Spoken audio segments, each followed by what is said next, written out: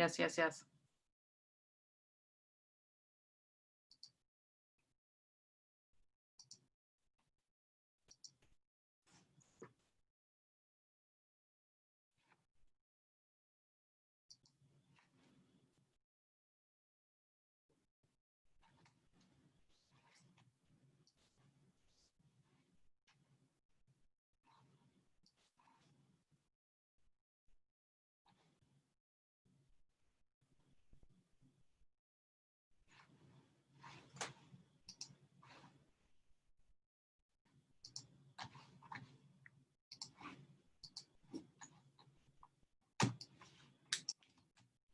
Hey guys, can you hear me? Can you give me a thumbs up if you can hear me? Thank you, Zaire. So we're gonna wait. I'm not gonna,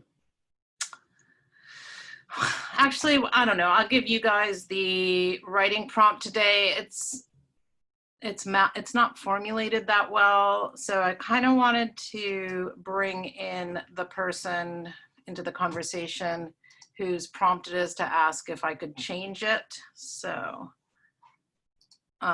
you can look at it and decide if you actually just have a look at it, and you can see if it makes sense to you, and you can change it the way you think it would make more sense. It's this one right here.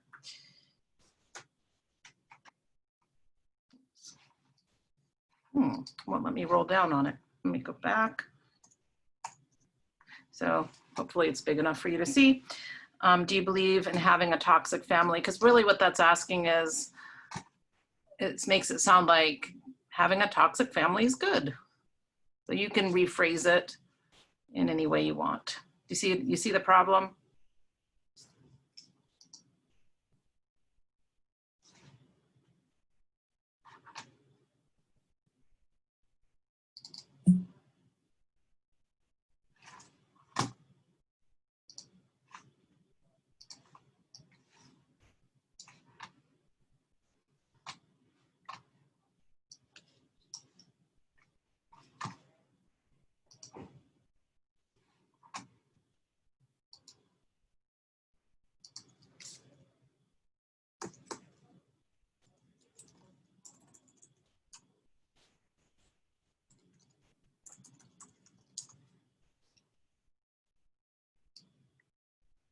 Oh.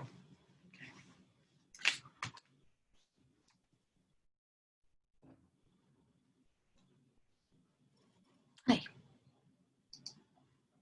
Who are you looking for? Mr. Monnier.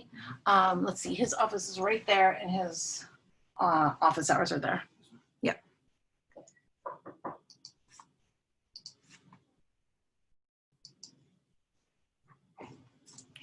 If look at the office hours. I don't think he comes in on Monday.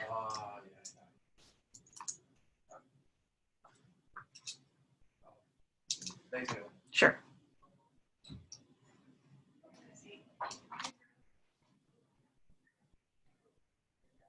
You're not seeing a big white screen, are you, right now? Okay. Let me know if you can't see something or can't hear.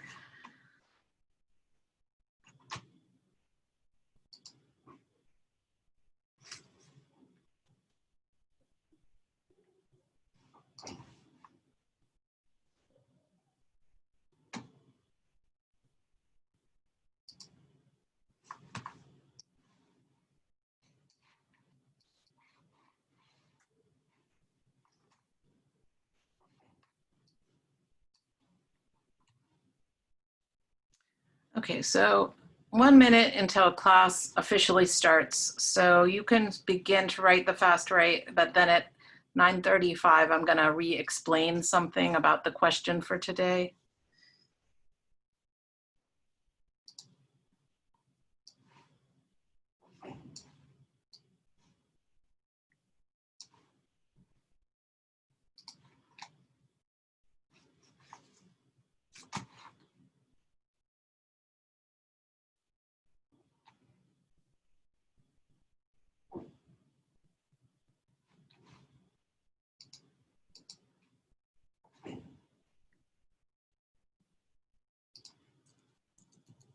Okay, so it's 9:35, and as you can see, the question is, I cannot see my own screen.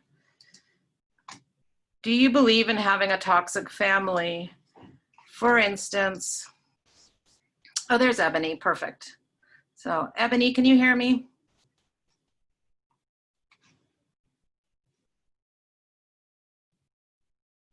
Ebony, can you unmute yourself? I don't think she can. So I'm gonna, oh, there she is. Hello. Hey, okay, so I sent you a little email. I don't know if you got it about your question. Do you believe in having a toxic family? For example, do you have any family members who are just all around negative and never support anything you do? So there's a little issue because to say, do you believe in having a toxic family? That means like, do you believe in God? Do you believe in having many people over to your dorm in a COVID crisis? So that's not really what you're asking, right? You're not asking, do toxic families exist? See what I mean? No, that's what I'm asking. Can I just go ahead and change it? Okay. Unless oh, you did. Okay. Yep. You already answered. Okay. So, so if you already wrote this, this is the way I would, write it.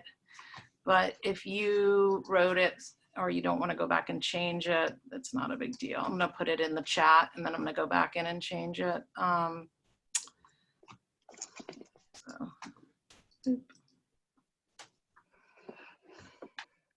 So I would write it like this. Do you believe that, I would write something like, do you believe that some people have a toxic family? For example, do you have family members who are just all around negative and never support you in anything you do, question mark. And I would put a little explain, give an example, but that's because I'm a professor, so I want all the stuff. Okay, so go ahead and spend 10 minutes on that.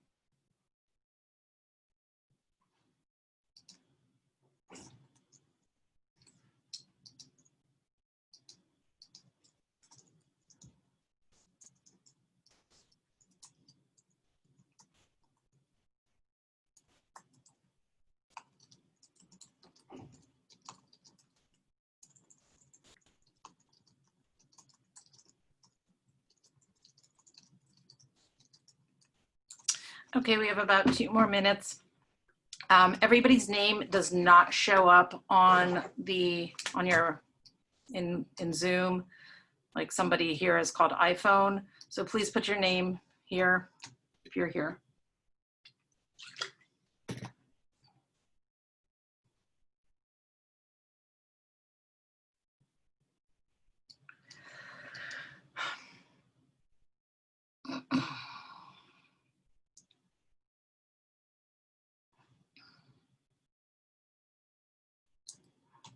Like Bria, I don't know if you're here.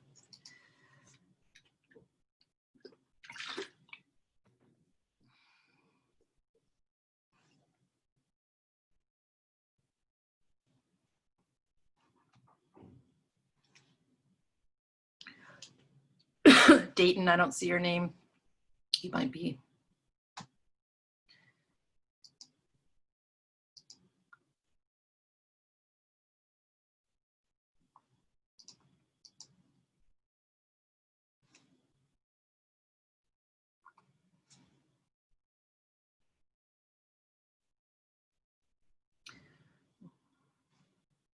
Oh, there's Dayton. Lainey, I don't see you. Are you here?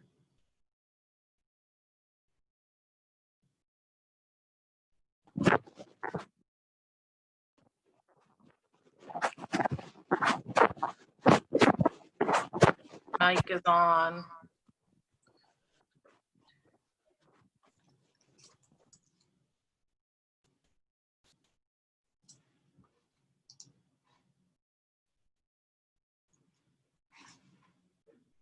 Shay, I don't know who that is.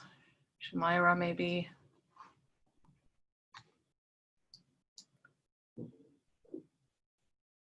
Okay, 1 more minute.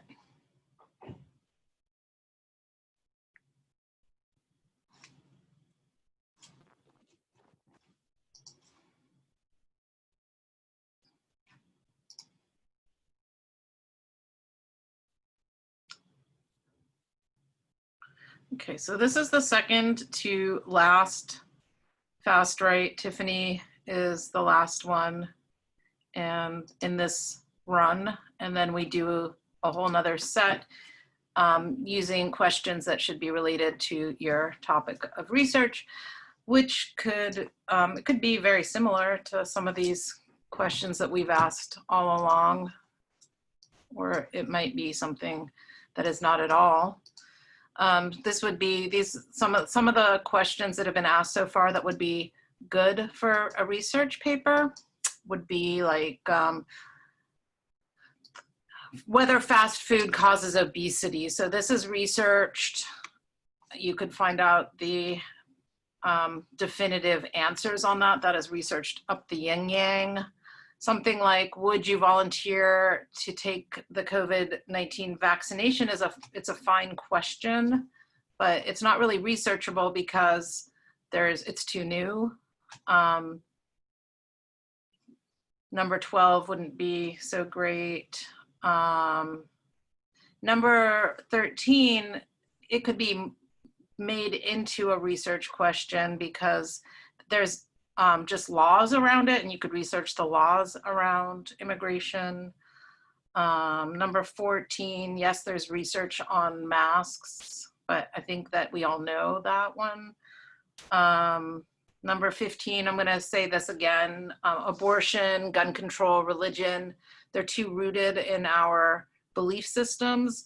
They're not always, like it's just the historic moment that we're living in. You know, if we lived in the 19th century in the wilderness, we would say, of course you need to have weapons because there are wild animals, but we don't. So we live in a moment, it's like, I want my gun. The Second Amendment says it. I deserve it. No, you don't get your gun because people go in and shoot up schools. And so it's just a hot topic that wouldn't be great. Okay, so let's turn to Ebony's question. And the people who don't have your cameras on, could you please turn your cameras on, especially since I can't see some of your names, then it's extra confusing for me when it says like iPhone user with no name. And I'm just going to ask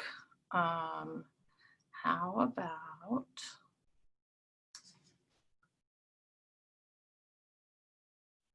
somebody who I don't always hear from? Alexis, could you read your answer, please?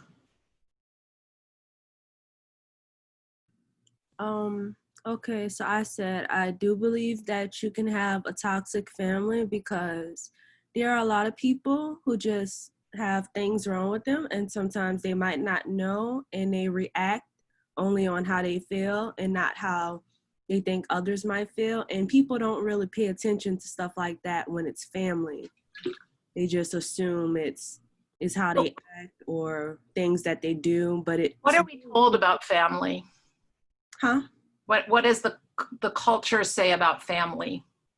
What do Americans hold true about family? Not to say I do or that you do, but what are the things that we're told about families? Like you stick with your family, you love your family no matter what. And it's not true for everyone because some people have really messed up family members. And it's not fair to them because, you know, people have that idea of family and how you're not supposed to abandon family. But if it's better for you to not deal with your family, then it's better. So that's how I feel. Okay. Did anybody say, did anybody say something very different from what Alexis said? Because I have a feeling that most of you are going to say, and sometimes I'm wrong, that, yeah, of course there's toxic families. Did anybody say, nope, no such thing? All families a good family? Am I right? Makes me happy, like everybody else, to be right. All right, so the more interesting question is, which could be turned into a research question, why are we told to stick with our family?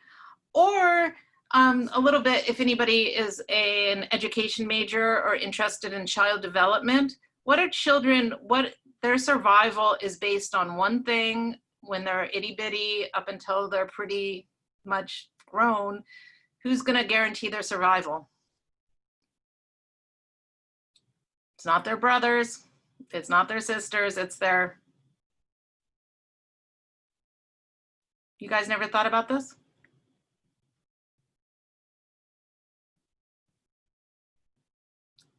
Why do parents not get denounced very often for child abuse by their own children? It happens, but it's rare.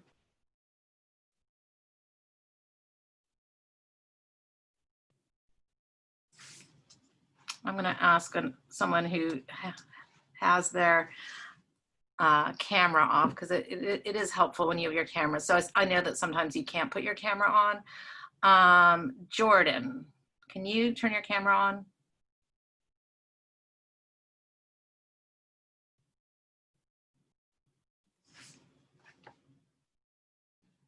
All right, which is why I like your cameras on, because at least I can sort of see what's going on. How about, is that Jordan? No. Let me see. Is that? Hi, I thought it was on. Hi, Jordan. It's okay. I have technical problems too. So why do you think that children do not denounce their parents for child abuse? It's very, very rare. I have no idea. I was thinking about maybe because their parents are the ones who still feed them and it's still their families, and so they still love them and they still provide some. Who's going to feed them if not their parents? So no child is really going to turn on their parents. They'll die. Children, unless there is some other capable grown-up who's going to step in, but that's probably not so frequent. So who's going to denounce their family generally? Nobody. So human survival is to some extent dependent on having moms and dads, or at least aunts and uncles or grandparents, that some adult is going to look after you. So it is very, it's just not typical that if children are brought to court, I know you're thinking, I want to denounce my parents for doing X, Y, Z, but when brought to court and asked, when children are asked, did your parents do this to you?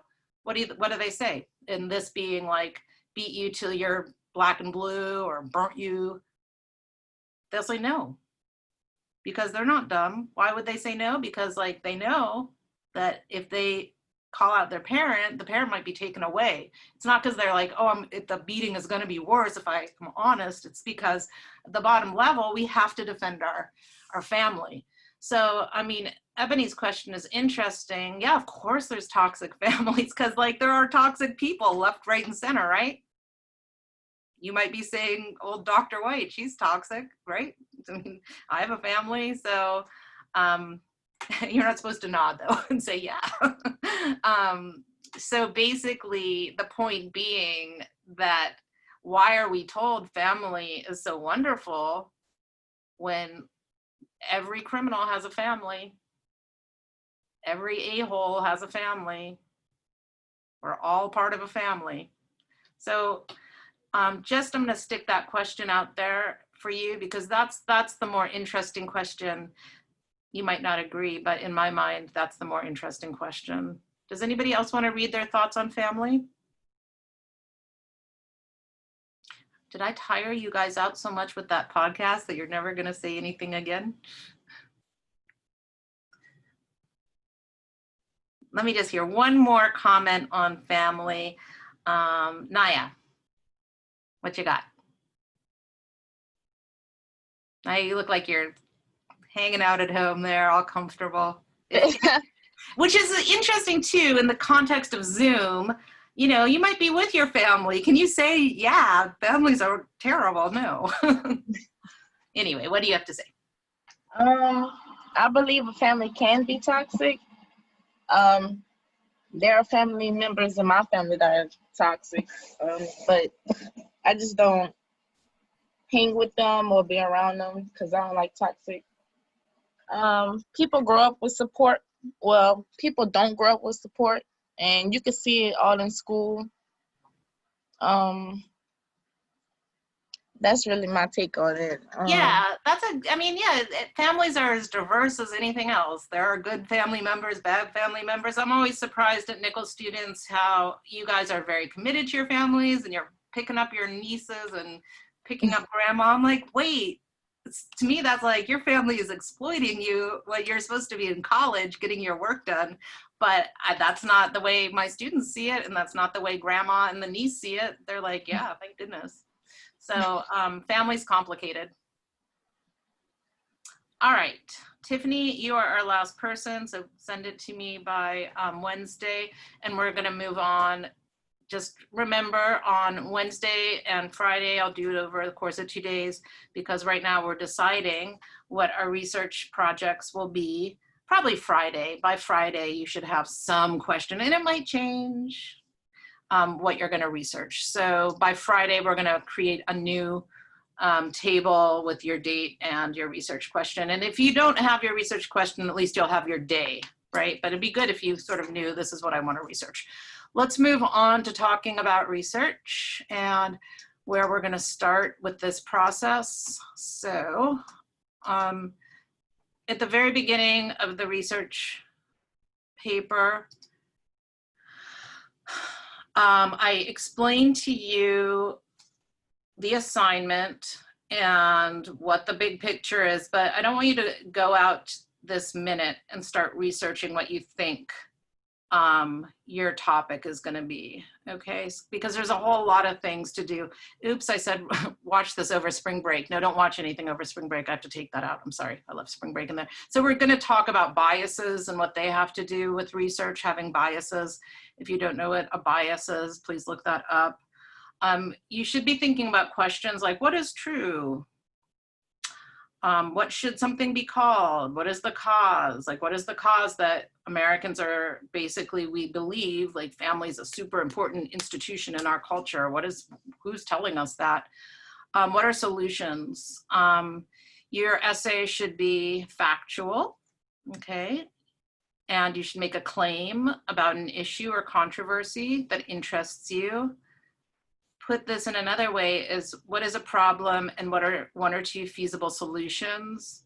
And you are writing for an audience of non-experts. So you want to make sure that you have these things. These are just general research things that you have claims, you're making a claim about something, that the claim is supported by reasons, that there's relevant evidence to support your research observations, personal experience. So like, here's an example of, do masks help cut down on disease? Let's say we're talking about, yes, masks cut down on all disease. The relevant evidence is COVID. But what if we're talking about malaria? Do you know what spreads malaria? It's a bigger killer than COVID by far. Mosquitoes. Mosquitoes. So masks don't cut down on disease if you're living in a malaria zone. Or the Zika virus. Do you remember that came up? So you also need counter arguments. Your essay should be about 1,500 words. You should have 4-ish sources. So you can have more. You can have more than 4, but you need 4 sources, and we're going to talk a lot about what these things are. At least 80% of your sources must be peer-reviewed scholarly sources. And so from here on out, we're going to be talking a lot about peer-reviewed scholarly sources. And in a second, I'm going to give you some topics where I don't want you to use peer-reviewed scholarly sources, but I do want you to do research. But before we do that, let's actually look at the assignment of the research paper. So paper number 3, assignment, the research paper. All right, so here are the important dates. So you're going to need it's worth 30% of your entire grade. You're going to need an annotated bibliography with 4 sources. Each source will have a paragraph on the content and a paragraph of the article's utility and usefulness. So that's due in a little bit over 2 weeks from now on the 16th. So we're going to talk a lot about what that means. If you don't know, don't worry about it for the moment. You're going to do peer review, similar to what you did with the podcast. Then you're going to give me a first draft. I will return it to you, so different what we did with the podcast. Then you have a second draft due on the 13th, and then after the 13th and the day of, so now you know what a letter of reflection is. The day of the draft, you also will turn in a letter of reflection. And again, that's way down the pike, but you can do it all in class or just turn it in instead of coming to class by class. So here's where you find out about sources in the textbook that is listed here. Actually, I see that I have 5th edition, 5th edition, 4th edition. Let me go back and make sure I'm giving you the right page number. So hold off on that. I thought I'd fixed it, but not so much. Okay, so the research paper assignment. So those are the important dates. They really won't change unless there's some crazy thing like a hurricane. You must come to class ready for peer review with the paper. And let's talk about how you come up with your topic. So for this assignment, you may write on any topic you choose that is not belief-based. Your topic should fit into this formula. I am interested in researching blank and finding answers or solutions for blank. You are required to have a minimum of 4 cited academically appropriate sources. So that we'll get there about academically appropriate. Your essay is research-based and must have an explicit thesis statement. So for the past 2 essays, the personal narrative and the profile, I said it can be implicit. We can figure out what you're saying from this paper. This is not implicit. This, you must say what you are talking about. So your topic ought to be a discussion of the topic from various perspectives in order to answer a hypothesis question. Have smartphones and tablets contributed to childhood obesity? Or like the question in the fast rates, has fast food contributed to American obesity? Does Louisiana suffer from more corrupt politicians than Mississippi? Is ADHD medicine being over-prescribed? is drinking non-shade grown coffee unethical? If you don't know what that means, it's a student's project that he did in a 101, and it is an interesting problem if you don't know about non-shade grown coffee. Your research can prove a claim. You need to convince us that childhood obesity is on the rise because parents drive their children everywhere. You need to convince us that Louisiana is less corrupt than Mississippi. You need to convince us that universities should be understood by students as a business customer relationship. That's just another example. You need to convince us, you need to persuade us that there are too many ADHD diagnoses made and hence too many prescriptions.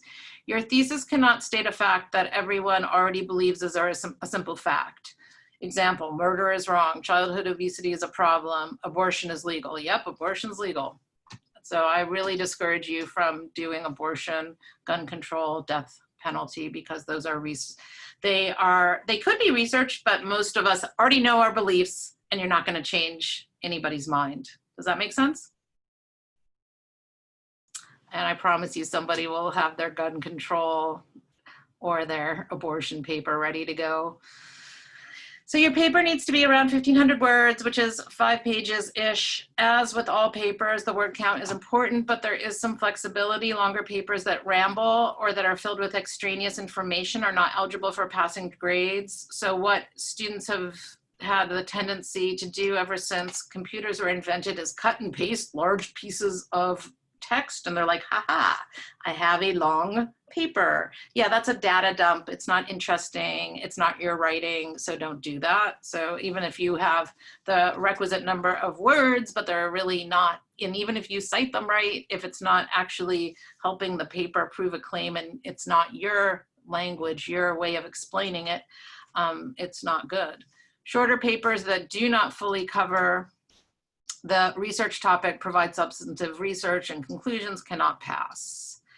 You must include 4 sources that incorporate or cite each source at least once in the text, within the text of your paper. So I'm talking about parenthetical citations. We'll work on that from here on out.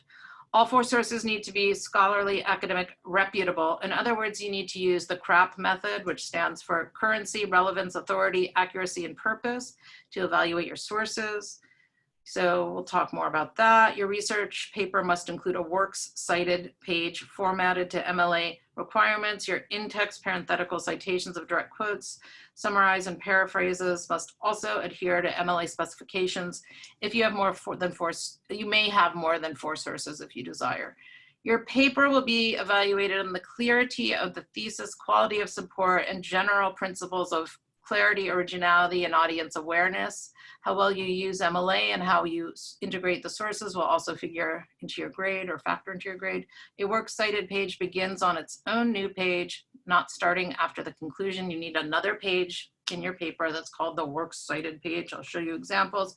You must include your works cited page in order to be eligible to pass. The works cited page is a separate page. I've now said this twice, which is repetitive and wordy, but the works cited page must relate back to the parenthetical in-text citations, which we'll go over in the book.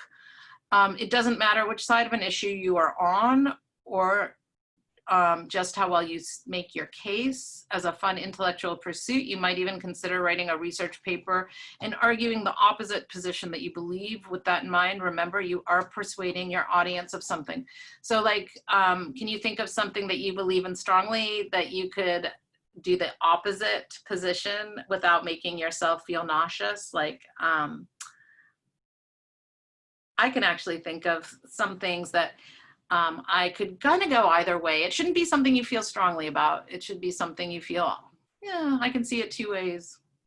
Maybe we shouldn't all be here in person at all at Nichols. Like, I can see that. We should do this all online, but I can also see maybe we should have high flex and some in person and keep our social distancing. So I'm a little bit on the side of we should be doing it what we're doing. So I have a slight bias towards like, this is fine, right? So I'm saying I could argue the other way. We really should be separated. And then at the end, I see where I fall. Does that make sense to you guys? Yep, okay. And then you write your paper again to make sure it's really clear on the side you stand and where you fall. So these are just, this is a different rubric than the one where I emphasize the original thesis or having a clear thesis, or, you know, we've gone over those grading guidelines a bunch of times in this class when you graded students' papers. These are just very helpful to be specific with you. Are the paragraphs logically organized, have topic sentences and effective transitions? The introduction is effective at grabbing the audience's attention and transitioning. The conclusion summarizes the main ideas of the essay without being repetitive and finishes the essay thoughtfully. So now I'm less in the mode of, okay, I just want my students to write, to get comfortable writing. And now I see that most of you can do this. So let's clean it up in a research paper. With really good paragraphs that have topic sentences that transition well. Is the specific thesis idea, is it presented in the essay? Are the ideas unique and relatable? Yeah, so unique research is hard to do when you're 19 years old or however old you guys are, but try to be unique. The body paragraphs support the overall thesis with relevant information. Is there paragraph summarized and quoted information that is not the author's own invention? So it's the material that you're using to support your argument. Are there signal phrases, and are the sources indicated? So we're gonna work on that throughout. There's the mechanics. When I say, the mechanics aren't that good, this is what I'm talking about: punctuation, grammar and clarity, word choice, spelling, varied sentence structure, not repeating things. And are you using MLA format? So that is the assignment. That's a lot of information. And I want you to kind of put it on the, so I like that, yes, there's a comment about being biased about pit bulls. So like Mia, you could write, if it doesn't make you sick to write about it, pit bulls are bad, angry dogs that should be muzzled. Zaire, do you have a question? So I want to do my topic on China's one-child policy. Hold on, I can't hear you. Can you guys hear Zaire loud and clear? Yeah, Zaire, you're a little muted. I hear, oh, sounds better already. Can you hear me? Yeah. So I said I wanted to do my research paper on China's one-child policy. Like, would that be a good topic? Well, But yeah, I mean, it's a good topic. There's a movie on Netflix about it. You might have seen it. It's been generally seen as a bad policy. So you could do that. I mean, they have some advantages of it. I can see Right. both sides. Right. Yeah, you're right. Like, that's actually an interesting one. You might want to argue it to, like, maybe we should only have one child. Maybe we should adopt that all over the world. Why did China do it? They're looking out after not overpopulating the world. But China's a big, complicated, messy country. Like, they're becoming huge polluters. They now renounce the one-child policy. And I think what's problematic about any one-child policy, it's always for someone else. It's always for the Indians need to stop having so many children. And it's like, we never want to take it on as our culture. So yeah, you could do that. You could argue either way. At first I was like, I think we already know. The documentary on, I think it was on Netflix or HBO, it says like it was a bad policy and it didn't work. So yeah. Anybody else got an idea? Mia? No, I had my idea, and then you said you couldn't be biased, and then you said it has to be something you're not like 100% about, and I can't. I don't know. Right, you're all in on the pit bulls. There's no changing your mind. We know you're like, let's hug all the pit bulls. Let's watch all the dodos about pit bulls. So that's Rescue them all. All right, Bronson, did you want to mention a topic? So if I were to do a topic that would be named as, so if I were to do a topic that would be based on how video games disrupt our behavior, excuse me, about how video games were disrupting our behavior or affecting our behavior, then I can look at articles online about it, or Well, we're going to go to where you're going to get articles online about it. So yes, you could do, and I like the way you're thinking, not do video games make us more violent? I like the way you thought about it. Do video games change our behavior? I don't know. Maybe. I don't know the answer. Does anyone else have a strong opinion on this? Because it's not, do they make us more violent? It's, do they change the way we behave? And then how? How do they change the way we behave? So that's a good topic. All right, let's look at what I'm going to make you do first, which is the scavenger hunt. So, is it there? Where, I felt like there was a different, all right. If I click on that scavenger hunt and the dates are wrong, I'll be mad. Scavenger hunt. Oh no, that's the wrong one. Yep, I knew it. October. All right, I have too many links in Moodle. This is, all right, this is where I want you to look. Mini research scavenger hunt, pick 3.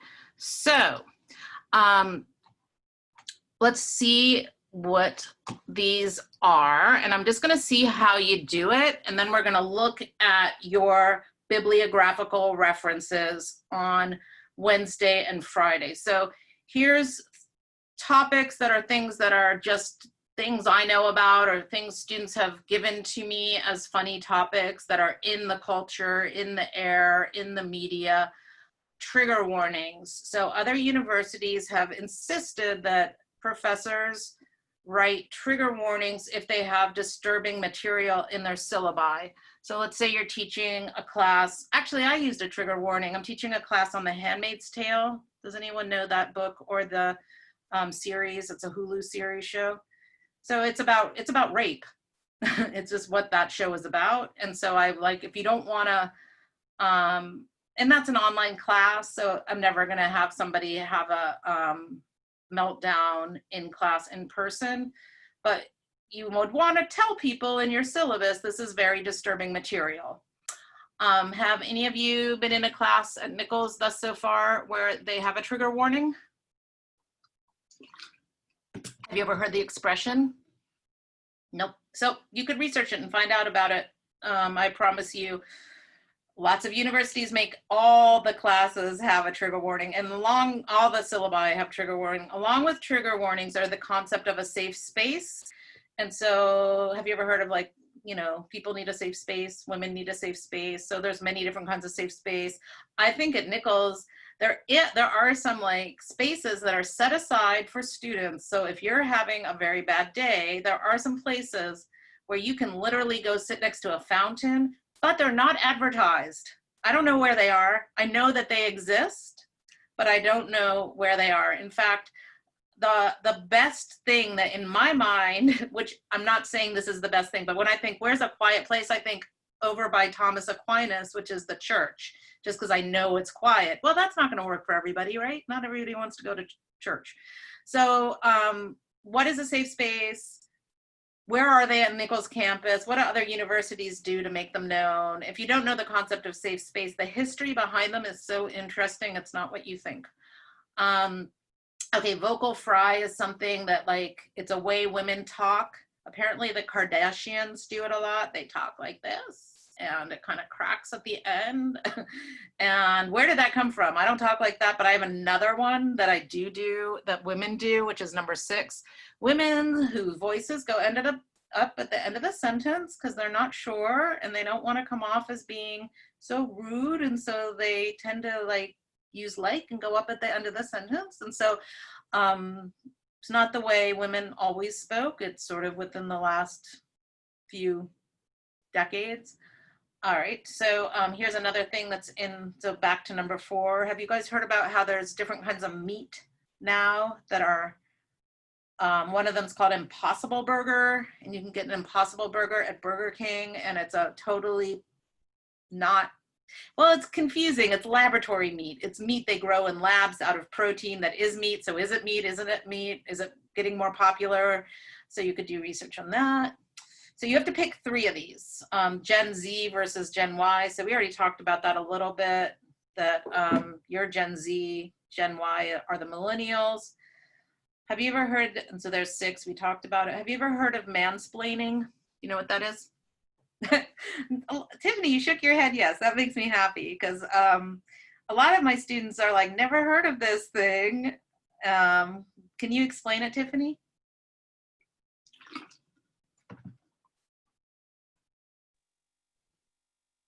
I learned this from my boyfriend. I tell him like what goes on with me, like let's say a period, and he's like, "Oh, so basically you're peeing blood." I'm like, pretty much it. So yeah, like basically you don't know what a period is, and you just told me that you do, but you don't. That's a good example. My brother, sadly, who I adore and who I think is like a pretty good dude, he mansplains over his wife, who is like the most outspoken, articulate person I know. She's a speech therapist. And so obviously it's what she does. She knows it. And he'll tell me all about speech therapists in front of her and just explain everything. I'm like, what about her? She's the one that actually does this. Like, you're just using your acquired knowledge on her profession to explain to me, and it annoys me. I should tell him. So mansplaining in its more classical form is, let's say you actually do know about your car and how to change a tire, and you don't have a tool, and you say, I need a socket wrench. And then the man comes in and says, no, you need a 42 millimeter metric wrench, and tells you all about it, even though basically you've said the same thing. And he's just making sure that you know your place, which is he knows more about cars. So that's like the classic example. But there's other kinds of splaining too. So I get Louisiana splained because I'm not from here, even though I've now spent most of my life here. People love to tell me all about Louisiana French, and it's like, look, I moved here to study one thing, French. And I know you grew up with older people around you telling you about it in English, but like you're not the specialist. So I get splained. I call it Cajun splaining, and it drives me out of my mind. So you can get splained in a bunch of ways. Do some research about it when people, when people are telling me all about all the things they know about Louisiana French, it's like I can't even be mad at them because they just don't know. Cake Rex, don't go look at it. It's a website. If you look at it, I promise the rest of this class, you will check out and you will be drawn to it. So it's a little bit of a phenomenon, like why do we want to look at things that are Rex? Or you could do research and see what other people have said about Cake Rex. Don't look. The digital divide. So, I can tell you're looking. I can see it in you. The digital divide, you know what that means? Has anybody ever heard that? Number 9, being on the wrong side of it. It means, guess what? In the spring semester of 2020, do you think some people did not have broadband internet access and a computer and failed school? Obviously you guys didn't because you're here. It means that there's access to things that are online that some people have and some people don't. Or sometimes even at Nichols, I'll say, you guys have to make a digital poster and upload it. And then I get like a handmade poster with cutout things. And I'm like, digital. So like not really understanding what digital is and not having access to it.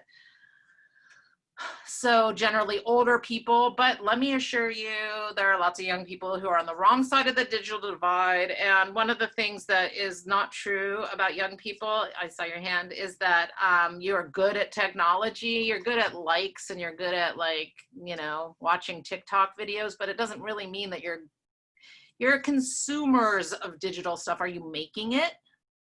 Now you can say you are because you made a podcast. Okay, yes, Mia, did you want to say something? No, I can see the cake wreck. All right, so another thing would be the constant feedback with 5 stars, which means you're used to it, that you can order something from Amazon and give it 5 stars. How many of you use Uber or Lyft? And you're supposed, if you don't give them 5 stars, do you feel bad? No, you give them 2 stars, 1 star? So what I've noticed over many years of teaching is that students are now really mad if they don't get an A. I'm like, what? You got 4 stars, it's fine.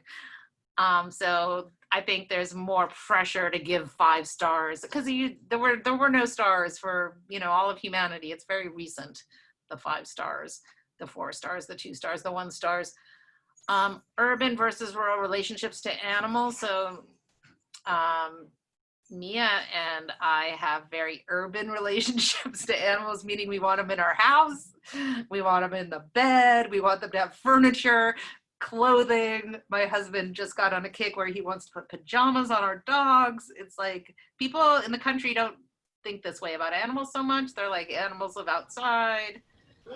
Draco has a Halloween sweater, a Thanksgiving sweater, and a Christmas sweater already.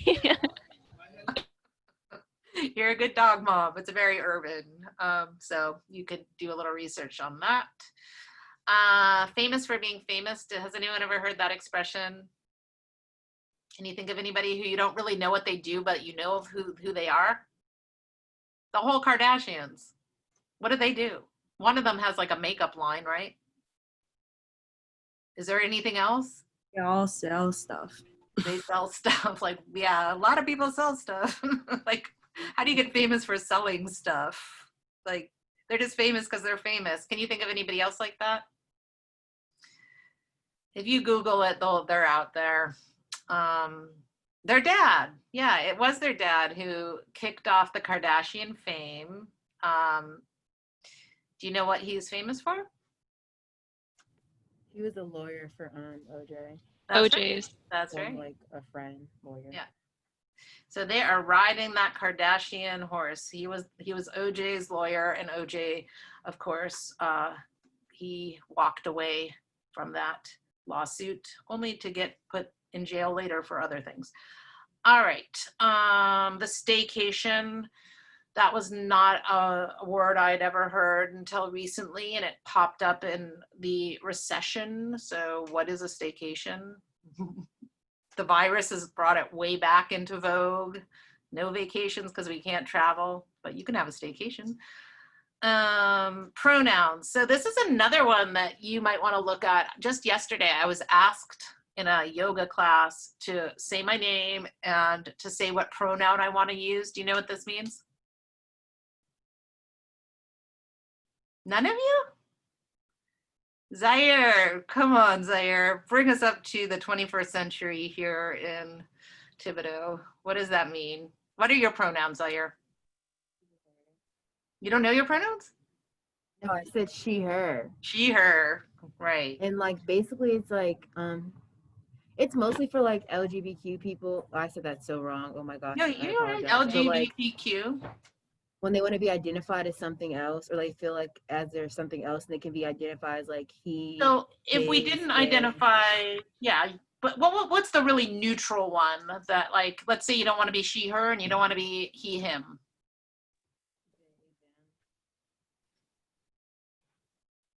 Nobody knows? Them, they. So a lot of people now say, my pronouns are they, them. I was really bad and snarky in my yoga class, and I said it. My pronoun is it. That's what I was gonna say, but I didn't want to be rude. Yeah, I was bad, but I have a good relationship with my yoga teacher who's they, them, and they didn't get mad at me. So thank goodness for their sense of humor. All right. Pronouns, hashtag movement. So again, it's something you've grown up with, hashtag blah, blah. But where does that come from? Who started it? What's a hashtag? What? It's not even what we call it in the United States. Hashtag. What is the hashtag? What's the symbol? A pound. Pound. A pound. Yeah. So how did it get to be known? Yeah. Hashtag. So somehow it got to be known as a hashtag. What's manspreading? It's right there with mansplaining. Not a big problem in Louisiana because we don't take a lot of public transportation, but it became an issue. Well, I'll let you look it up and find out. What would you imagine just looking at the words manspread? It's whenever the guy sits really gross with his leg open. His legs open. They do it in Okay, cars. so Jordan, like, is it objectively gross if you're wearing pants to have your legs open? Yes. Okay, so I don't think it is, but I think it could be really rude if you're taking up a lot of space. I don't know. Or it could be gross. It just depends. And essential workers. So that's my brand new one to this list. Who are they anyway? So when did essential worker become part of the vocabulary?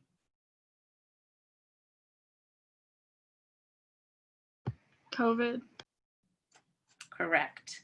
And so we're out of time. So you need to pick 3 of these, and I'll send you the link. You're gonna upload 3 MLA cited bibliographical entries. Now, if you don't know what that is, you need to go to the bottom of this page and you need to look at, bottom of this page where it says documents and important stuff. And there's a whole bunch of guides to MLA. What you need is a list of 3 to the best of your ability in the MLA style, which I'm not going to give to you right now. I want you to kind of do the research and look it up. The best place to look is the OWL works cited example. There's a lot with works cited, which is why we spend 2 months on it. Okay, so I want you to look it up. What is an MLA bibliographical entry?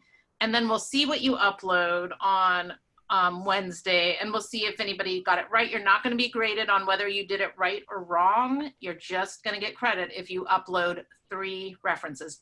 It will be wrong, however, if you just put in a web page. If you just put in the URL, that would be way wrong. Yes, so don't do that. So it's not due Wednesday, it's due Friday. That's a good question because I said on Wednesday. It's what I have planned for Wednesday, so it is due by 8. What time do we have class? 9:30 on Wednesday. So it is due Wednesday, yes. Zaire. We're picking But one it's of due those, on or you want us to Wednesday pick? again? You're gonna 3 bibliographical entries from that list. So I'll make sure that in the email I send you the list. So the list, because there's 2 things which I had trouble finding it. The mini scavenger hunt. I will send this to you again. Oh, it does say Friday. No, I want to do this Wednesday. We're gonna do this Wednesday. I'm changing it. So we're probably not gonna have as much time to, well, we'll see. We'll see how you guys do. Because you're gonna talk about them. And so we might be talking about them on Wednesday and Friday. I'm gonna ask each one of you to discuss which one was the most interesting, whether it changed your ideas about what's a researchable topic, things like that. And I'm gonna also just throw out there really quickly that I took one off of this list because I was going over it and I thought it's kind of like no longer a big topic, but helicopter parents. And if that is something that interests you, even though I took it off, you could use that. So you need 3 of these. You pick them and then bring in a upload a bibliographical entry for Wednesday morning, and I will change the date. So we don't have to pick for any of these topics, or? You don't have to write a research paper about any of these topics, but you do need to bring in 3 bibliographical entries on those topics. Oh, okay. Make sense? Thank you, Ma'am. Yep. Yes, sorry, it's a ma'am. little Thank you, confusing because I Father. keep saying the date is this, but yeah, I think we can definitely. I want to get to it on Wednesday. All right, so I think we're out of time. Does anybody else have any questions? Nope. Okay, so look for the email from me on when the that it's actually going to be 9:30 on the 30th, September 30th, that you have to have those uploaded. And then we're going to look at whether you did them right or not. It's okay if you didn't. Okay? Guys, on Wednesday.